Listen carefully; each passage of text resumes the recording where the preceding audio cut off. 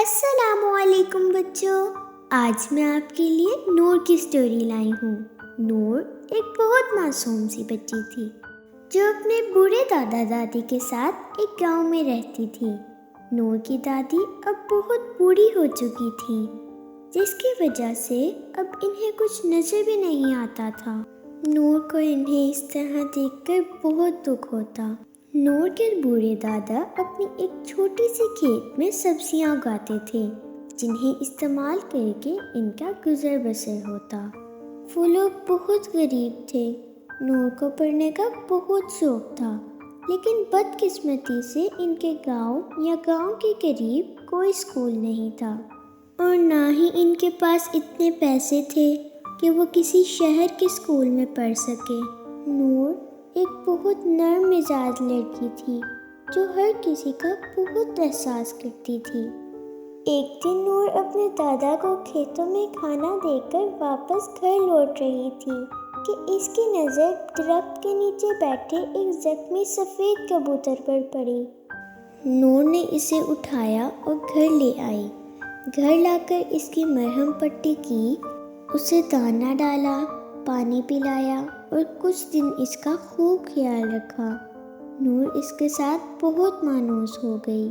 جب وہ اڑنے لائق ہو گیا تو نور نے سوچا کہ میں اسے پنجرے میں قید کر لیتی ہوں، لیکن پھر اس نے سوچا کہ نہیں، یہ تو ایک آزاد پرندہ ہے۔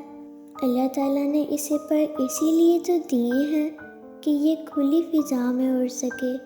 پھر اسی سوچ کے ساتھ اس نے اسے ہاتھ میں تھاما اور باہر کھلی فضا میں اڑنے کے لیے چھوڑ دیا۔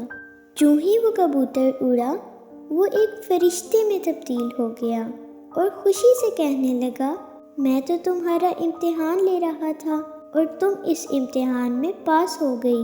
اسی کے بدلے میں تمہاری 3 خواہشات پوری کروں گا۔ مانگو جو مانگنا ہے۔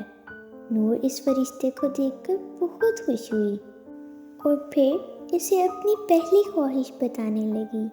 وہ بولی، میری پہلی خواہش یہ ہے کہ میری دادی کی آنکھیں ٹھیک ہو جائیں اور وہ سب کچھ دیکھ سکیں۔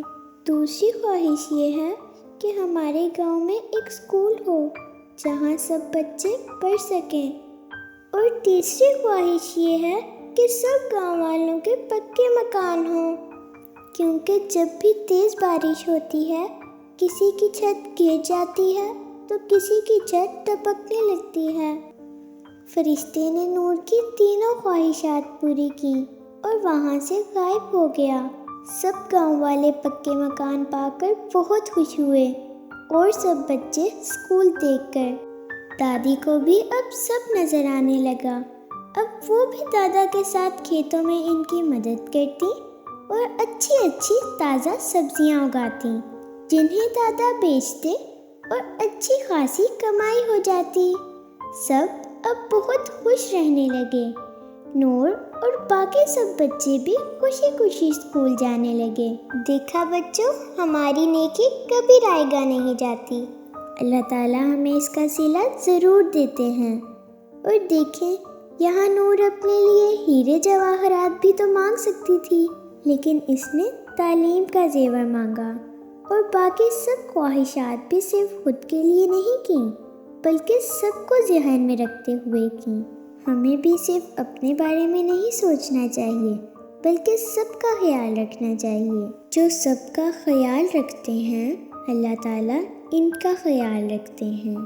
اگر سٹوری اچھی لگی تو لائک کریں اور میری نیکسٹ بہت انٹرسٹنگ سی سٹوری کا انتظار کریں۔ شکریہ۔ اللہ حافظ۔